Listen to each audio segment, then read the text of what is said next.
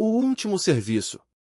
Eu nunca imaginei que o meu último chamado de emergência fosse terminar com sangue no chão do santuário de Nossa Senhora Aparecida. Ainda mais em agosto, mês que Brasília fica vazia, como se até o vento tomasse férias. Mas foi ali, na rua 15 de novembro, sob um sol fraco que não aquecia nem esquentava, que minha vida virou de cabeça para baixo. Meu nome é João Pedro, 38 anos, técnico de elevadores A15. Conheço cada engrenagem, cada fio, cada gemido desses troços como se fossem parte de mim. E naquele dia, o gemido vinha do elevador do edifício São Judas Tadeu, um prédio antigo, daqueles que ainda resistem entre os espigões de concreto da esplanada. O síndico, um cara chato chamado Dr. Mário, ligou às 10h17, falando que o elevador social tinha travado com gente dentro. Voz aflita, como se o mundo fosse acabar. João, pelo amor de Deus, vem rápido. Tem uma senhora idosa aqui, a Dona Maria, e ela tá passando mal. Eu tava no meio do almoço, um PF bem regado no Boteco do Zé, na 107 Sul, mas larguei tudo. Não é todo dia que a gente tem uma vida nas mãos. Cheguei em 20 minutos, suando mesmo com o sol fraco. O prédio ficava perto da rodoviária, um lugar que, apesar do movimento, sempre tinha um cheiro de coisa velha. O doutor Mário estava na porta, mexendo nas chaves como se isso fosse adiantar alguma coisa. João, graças a Deus. Ele disse, passando a mão no cabelo grisalho. A Dona Maria tá com falta de ar, e tem mais 3 pessoas lá dentro. O bom é que um deles é médico. Médico? Perguntei, já tirando a mochila com as ferramentas. Sim, o Dr. Lucas, cardiologista. Ele tá tentando acalmar todo mundo. Bom, pelo menos tinha alguém que sabia o que fazer se a velhinha desmaiasse. Abrir um elevador travado não é como nos filmes. Não tem alavanca mágica nem explosões. É suor, paciência e muito cuidado para não cortar um fio errado e mandar a cabina despencar. Eu abri o painel do andar, liguei a lanterna frontal e comecei a trabalhar. Doutor Lucas! Gritei pelo buraco de inspeção. Como é que tá aí dentro? A voz veio abafada, mas firme. A Dona Maria tá estável, mas precisa de ar. Tem uma criança também, um menino de uns 10 anos. Ele tá assustado, mas seguro. Entendido. Vou fazer o possível para liberar logo. Foi quando ouvi o primeiro grito. Não foi de dentro do elevador. Foi de fora. Um berro agudo, como se alguém tivesse levado uma facada. Virei para trás e vi o Dr. Mário cambaleando, segurando o peito, os olhos arregalados. Behind him, 2 homens encapuzados, um com uma arma, o outro com uma faca ensanguentada. Ninguém se mexe! Gritou o da arma, apontando para mim. Isso é um assalto, seu otário! Meu sangue gelou. Não era qualquer assalto. Aqueles caras tinham cara de quem tava ali para matar. Brasília é uma cidade estranha. Tem os lugares bonitos, planejados, e tem os cantos que ninguém vê, onde a violência cresce como mato depois da chuva. Eu já tinha ouvido falar de assaltos em prédios, mas nunca tinha visto de perto. Todo mundo no chão! Berrou o outro, o da faca, empurrando o Dr. Mário, que caiu de joelhos, tossindo sangue. Eu não podia deixar eles entrarem no elevador. Se fizessem reféns, ia virar um inferno. Espera aí, cara! Falei, levantando as mãos, mas sem me ajoelhar. Eu tô só fazendo meu serviço. Não tenho nada a ver com isso. O da arma riu, um som seco, sem graça. Cala a boca e se joga no chão, ou eu te mato agora. Foi quando ouvi a voz de novo. Dessa vez, vinda de dentro do elevador. João! Era o Dr. Lucas, gritando pelo buraco de inspeção. João, eles estão armados? Sim. Respondi, sem tirar os olhos dos bandidos. Escuta aqui. Ele falou rápido, baixo. A Dona Maria tá muito mal. Se a gente não sair logo, ela não aguenta. Tem um extintor de incêndio ali do seu lado. Joga pra dentro do elevador. Não entendi de primeira. Mas então vi o que ele queria. O extintor. Se eu jogasse para dentro, o gás podia sufocar todo mundo. Mas se eu direcionasse certo, para cima, a pressão podia. Técnico de elevador derrubou pessoas no santuário. E a Virgem elevou sua alma. Continuação. Podia empurrar os caras para trás.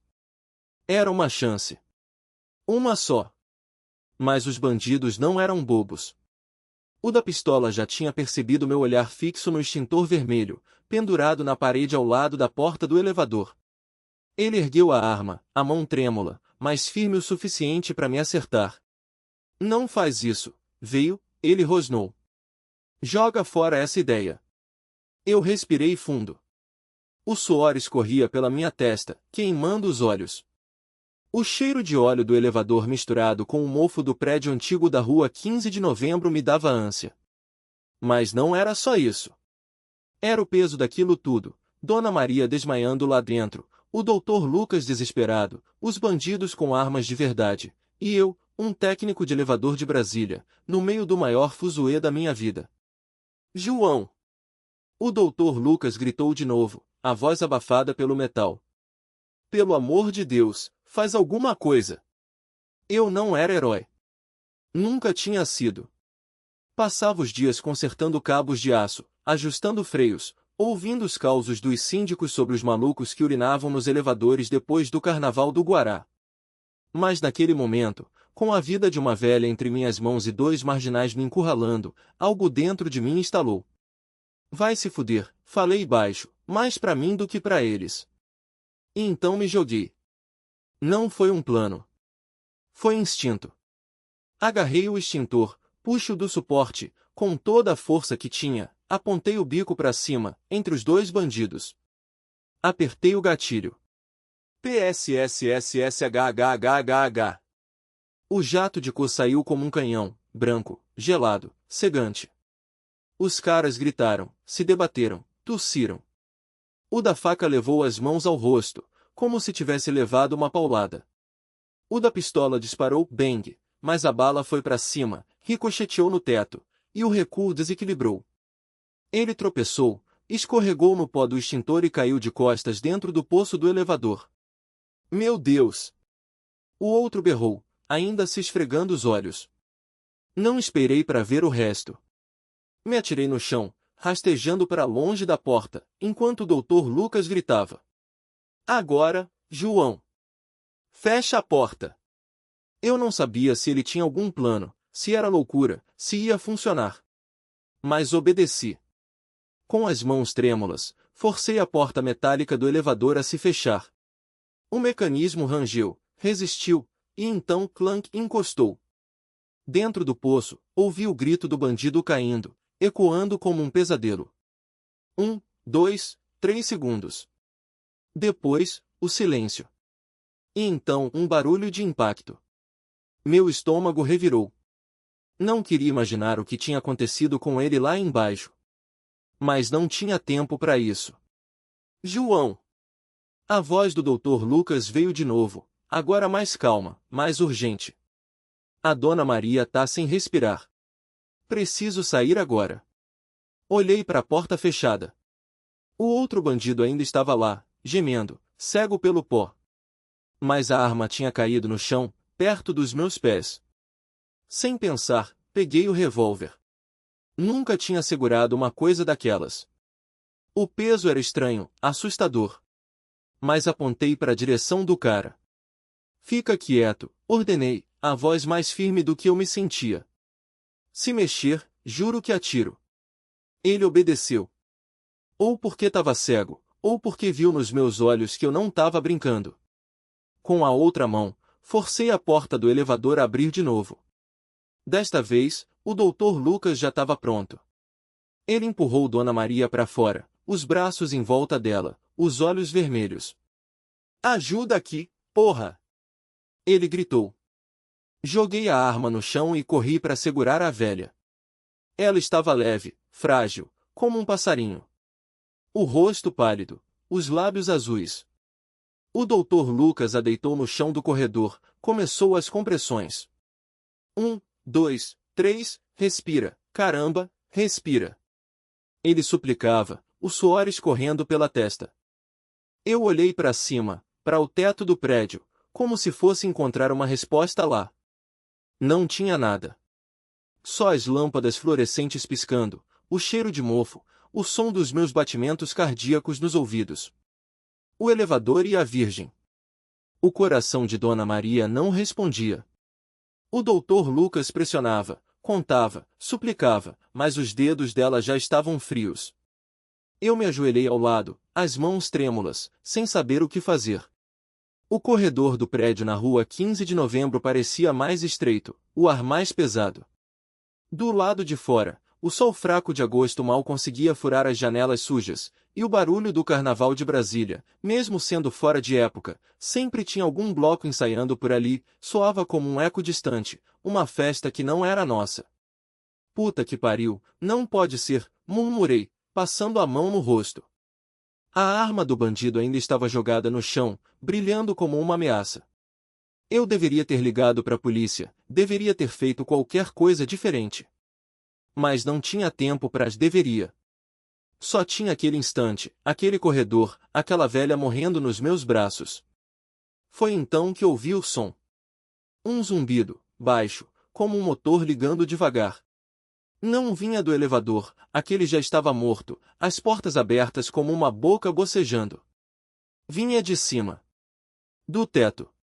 Caralho, o doutor Lucas parou as compressões, olhando para cima também. Você ouviu isso? Antes que eu respondesse, o zumbido ficou mais alto. Um vento desceu pelas escadas, mesmo sem janelas abertas. As lâmpadas fluorescentes pararam de piscar e acenderam de vez, como se alguém tivesse dado um tapa nelas. E então? O elevador subiu sozinho.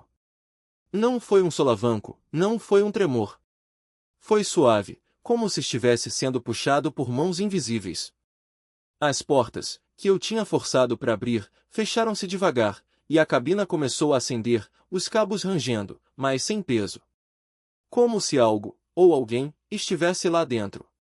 Isso não está acontecendo, o doutor Lucas se levantou, os olhos arregalados. Isso não é possível. Mas estava. E era. Dona Maria respirou. Um suspiro, fraco, como um sopro de vento. Os lábios dela tremeram, os dedos mexeram. O doutor Lucas se jogou de volta ao chão, checando o pulso, a respiração, os olhos. Ela tá viva! Ele gritou, a voz quebrando. Porra, ela tá viva! Eu não conseguia tirar os olhos do elevador. Ele tinha parado no 10º andar, bem onde ficava a capelinha do prédio, um espaço minúsculo que as empregadas usavam para rezar, com uma imagem de Nossa Senhora Aparecida e velas acesas o dia todo. A porta da capela abriu-se sozinha, e uma luz, não das lâmpadas, não do sol, mas uma coisa dourada, quente, vaziou pelo corredor, como mel derretendo. Meu Deus, sussurrei. Dona Maria abriu os olhos. E sorriu. Ela veio, a voz dela era um fio, mais firme. A santa me chamou. O doutor Lucas olhou para mim, depois para a capela, depois para a velha. Ele era médico, homem de ciência, mas naquele momento, ninguém ali duvidou. O que a gente faz agora? Perguntei, a garganta seca. Dona Maria segurou minha mão. Os dedos dela já não estavam mais gelados. Vocês vão me levar para ela, disse. Para Nossa Senhora. 3 horas depois, o prédio na 15 de novembro estava lotado. Os moradores, que antes nem se cumprimentavam no elevador, agora se apertavam na capelinha, uns chorando, outros de joelhos. Alguém tinha ligado para o padre da paróquia São João Bosco, que chegou correndo, de batina desalinhada, o rosto vermelho do sol e da pressa. Os policiais, que vieram para levar o bandido, encontrado desmaiado no estacionamento, sem lembrar de nada, ficaram parados na porta, tirando o chapéu sem saber por quê. Dona Maria estava sentada numa cadeira de rodas, emprestada pela síndica, com um cobertor nos ombros. O doutor Lucas não saía do lado dela, como se temesse que, se pisasse longe, o milagre desmanchasse. Você acredita nisso? Ele me perguntou baixinho, enquanto o padre benzia a imagem de Nossa Senhora. Não sei o que eu acredito, respondi, olhando para cima. O elevador ainda estava parado no 10º andar, as portas abertas. Ninguém tinha coragem de mexer nele. Mas você viu, insistiu o médico. Eu vi. E não era só isso. Enquanto o padre rezava, eu notei uma coisa: a imagem de Nossa Senhora Aparecida estava diferente. Não era a cor. A luz que não se apaga. Não era a cor, não. Era o brilho. Um fulgor sutil, como se a madeira escura da santa tivesse sido polida por mãos invisíveis, refletindo uma luz que não vinha de nenhuma lâmpada da sala. E os olhos, jurava que, por um segundo, eles piscaram. Você tá vendo isso? Murmurei pro Dr. Lucas, cutucando seu braço. Ele engoliu em seco, os dedos apertando o estetoscópio no bolso da camisa social. Não bebi nada hoje, João, respondeu, a voz trêmula. E você? Nem café, menti. Tinha tomado 3 xícaras antes do serviço, mas isso não explicava o que a gente estava vendo. Dona Maria, a velhinha que há 5 minutos estava em estado vegetativo depois de levar um tombo feio no santuário do prédio, agora sorria. Os dedos, antes retorcidos pela artrite, se moviam devagar sobre o terço que o padre lhe entregará. E quando ela olhou para a gente, foi como se soubesse de algo que a gente ainda não tinha entendido. O elevador, ela disse, a voz clara, sem um traço de fraqueza. Você conserta, não conserta, meu filho? Fiquei paralisado.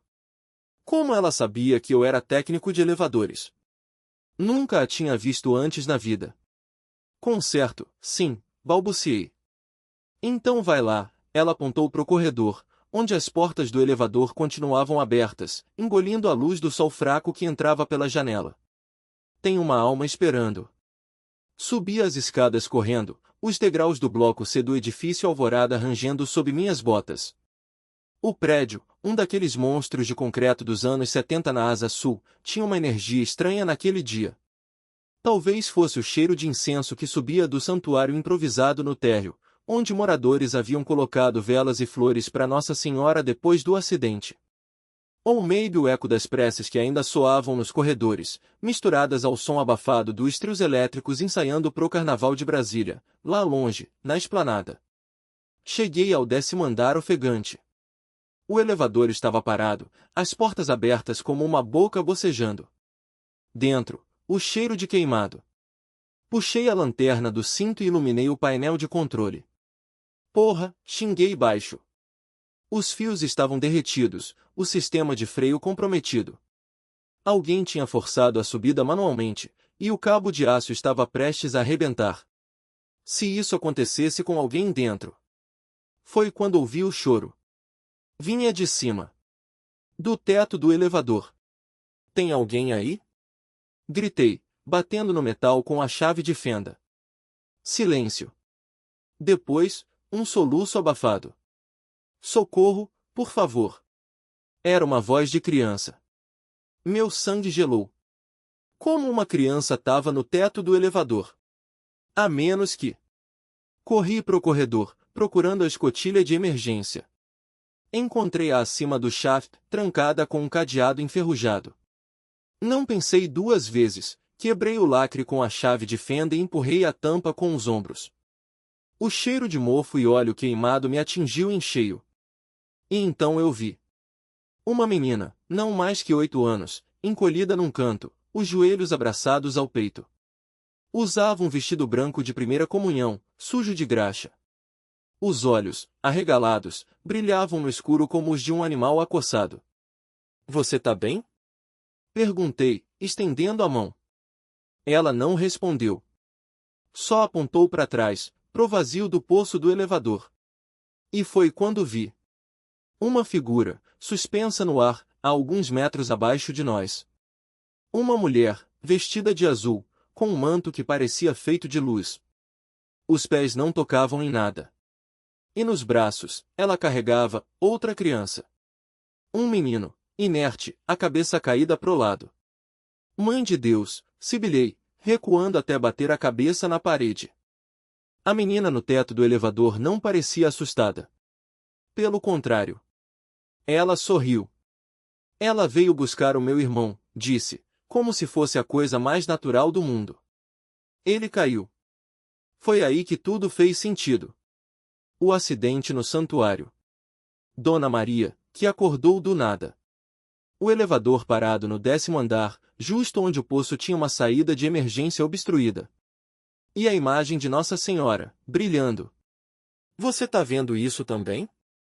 Perguntei à menina, a voz rouca. Ela assentiu. Todo mundo vê, quando precisa. Baixei os olhos pro poço novamente. A figura já não estava lá. Só o vazio, e o cabo de aço bal. O fio que nos sustenta. O cabo de aço balançou de novo, como se algo, ou alguém, o tivesse tocado. Meus dedos formigaram, a chave de fenda escorregou da minha mão e caiu no vazio com um clã metálico que ecoou pelo poço. Respirei fundo, tentando me agarrar à lógica, cabo desgastado, sobrecarga, falha mecânica. Mas a lógica não explicava a luz dourada que ainda dançava nas minhas retinas, nem o cheiro de rosas que de repente invadiu o elevador, misturado ao óleo queimado dos motores. Vem, tio. A menina esticou a mãozinha para mim, os dedinhos sujos de terra. Eles estão esperando a gente lá embaixo. Lá embaixo. Onde o Zé, meu parceiro de serviço, tinha caído. Onde Dona Maria, a faxineira que acordou do coma 3 dias atrás, estava agora de pé, ilesa, abraçada ao filho que todo mundo achava morto. Onde o santuário de Nossa Senhora Aparecida, na paróquia São João Bosco ali na 114 Sul, tinha se transformado num circo de milagres desde que o elevador de carga despencou durante a missa das 6. Como é que você sabe tudo isso? Perguntei, a garganta seca. Ela deu de ombros, como se fosse óbvio. Porque eu estava lá quando ele caiu. E ela segurou ele no ar. Meu coração deu um salto. Segurou no ar. As palavras bateram na minha cabeça como marteladas. Eu tinha visto o corpo do Zé, ou o que sobrara dele, esmagado no fundo do poço. Ou pelo menos achava que tinha visto. Até a luz dourada aparecer. E a senhora? Apontei para Dona Maria, que agora ajudava os bombeiros a retirar os escombros com uma força que não condizia com seus 60 e poucos anos. Ela estava em coma. Tava. Até a Mãe de Deus precisar dela para ajudar. A menina pulou do teto do elevador para cima da minha ferramenta, equilibrando-se como se fosse um brinquedo. Agora a gente tem que consertar isso aqui antes do pessoal do carnaval chegar. Carnaval? Em agosto? Foi aí que lembrei, o carnaval de inverno da Asa Norte, aquela festa maluca que os moradores faziam para espantar o frio seco do cerrado. As ruas 15 de novembro e W2 iam virar um mar de serpentinas e samba, e o santuário, ponto de encontro dos foliões. Se o elevador não funcionasse, ia ser um caos. Mas e o Zé? Minha voz quebrou. Ele tá vivo? A menina me olhou com uma paciência que não combinava com seus 8 anos. Claro que tá. Você não viu ela segurar ele? Não. Eu tinha visto. Ou achado que vi. A imagem de Nossa Senhora, os braços estendidos, a luz que parecia sair das próprias paredes. Mas isso era impossível. Impossível é o que a gente acha que não pode, tio. Ela pulou no meu colo, leve como uma pena, e apontou para baixo. Olha! No fundo do poço, onde deveria estar o corpo destroçado do Zé, havia só poeira. E pés. 2, calçados nas botas de segurança que ele sempre usava. Depois, uma risada rouca, conhecida. E aí, Paulão? Tá demorando ou tá esperando o elevador subir sozinho? A voz do Zé ecoou como um trovão. Me ajoelhei na beirada, o suor escorrendo pela testa. Lá embaixo, ele estava de pé, intacto, tirando o capacete e coçando a cabeça. Cara, que merda foi essa? Ele gritou. Pensei que tinha morrido. A menina riu, saltitante. Quase morreu. Mas ela não deixou. Não tinha como explicar. Não tinha como não explicar. Desci pela escada de emergência com as pernas trêmulas, cada degrau uma eternidade. Quando cheguei lá embaixo, Zé me abraçou como se fosse o último abraço da vida. Vi uma luz, irmão. Uma luz que, não sei. Me segurou. Ele recuou, os olhos úmidos. E a Dona Maria? Cadê ela? Olhei para trás. Dona Maria estava ali, sorrindo, com o filho ao lado, o mesmo que os médicos tinham declarado morto há uma semana. Ao lado deles, a menina, que agora segurava uma rosa branca que não estava lá antes. Ela tá bem, respondi, a voz grossa. Todo mundo tá. Zé olhou para cima, pro poço do elevador, depois para mim. A gente conserta isso hoje? Porque amanhã tem samba, e se esse troço não subir, os cara vão descer a... Só então entendi que todo desafio traz consigo uma lição de esperança.